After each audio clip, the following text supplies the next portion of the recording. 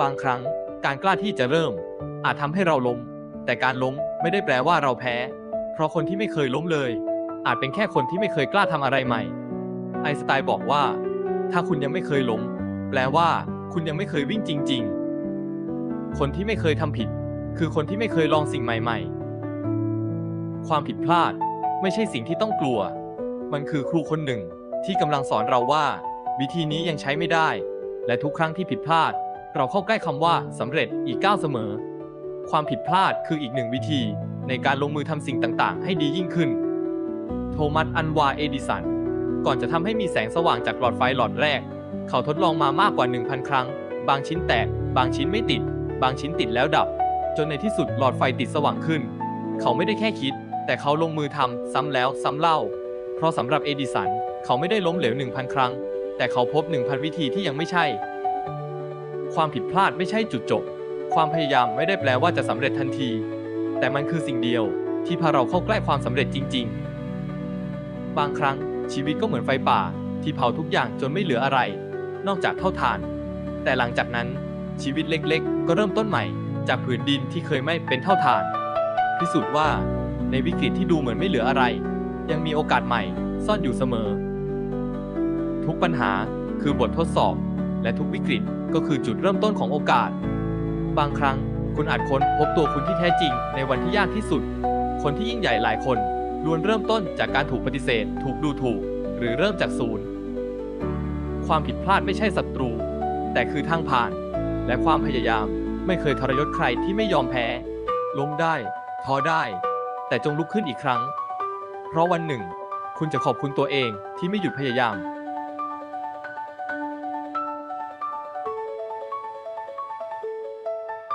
ไอน์สไตน์ไม่ได้ยิ่งใหญ่แค่เพราะความฉลาดแต่เป็นเพราะสิ่งที่เขาได้ให้ไว้กับโลกใบนี้ที่ทำให้เขายิ่งใหญ่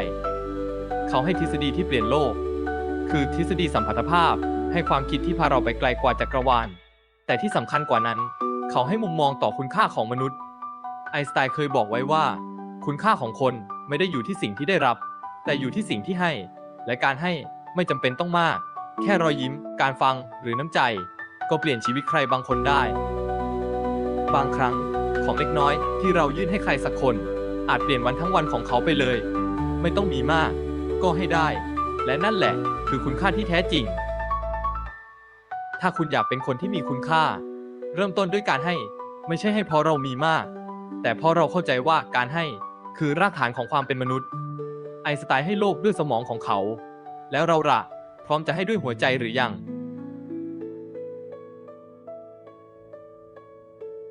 ความรู้คือสิ่งที่เราเรียนรู้จากโลกแต่จินตนาการคือสิ่งที่เราสร้างขึ้นเพื่อมอบให้โลกในทุกความก้าวหน้าอันยิ่งใหญ่ของมนุษย์ล้วนเริ่มจากจินตนาการเล็กๆของใครบางคนที่กล้าคิดต่างในวันที่โลกยังไม่เข้าใจเวลาผ่านไปกว่า50 ปีมนุษย์คนหนึ่งได้ก้าวลงจากยานอวกาศและทิ้งรอยเท้าแรกบนดวงจันทร์นั่นไม่ใช่เป็นเพียงก้าวแรกของคนคนหนึ่งแต่มันเป็น1 ก้าวของจินตนาการของมนุษยชาติที่ทำสำเร็จแม้ในความเวิ้งว้างที่สุดความฝันและจินตนาการก็ยังส่งเขาไปถึงจุดที่ไม่มีใครเคยไปไม่มีหนังสือเล่มไหนบอกไว้มีแค่จินตนาการที่พาพวกเขาไปถึงอีกตัวอย่างหนึ่งของเหตุการณ์ที่เคยเป็นแค่จินตนาการ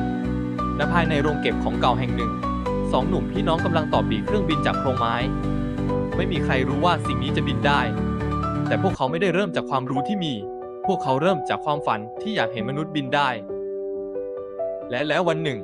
สิ่งที่เคยเป็นแค่จินตนาการและแบบร่างบนกระดาษก็ได้ลอยตัวขึ้นจากพื้นดินจริงๆไม่ใช่เพราะการใช้วัสดุหรือเครื่องยนต์ที่ดีที่สุดแต่เพราะจินตนาการนำทางไปสู่การลงมือทำจนพัฒนานำมาสู่เครื่องบินในยุคปัจจุบันโลกนี้ไม่ได้ขับเคลื่อนด้วยความรู้เพียงอย่างเดียว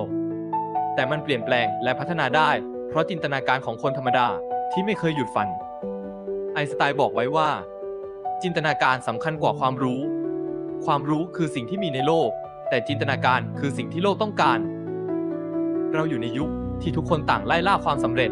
ใครมีมากกว่าดูเหมือนจะชนะแต่ความสำเร็จที่ว่านั้นแปลว่าอะไรแล้วถ้าเราบอกว่า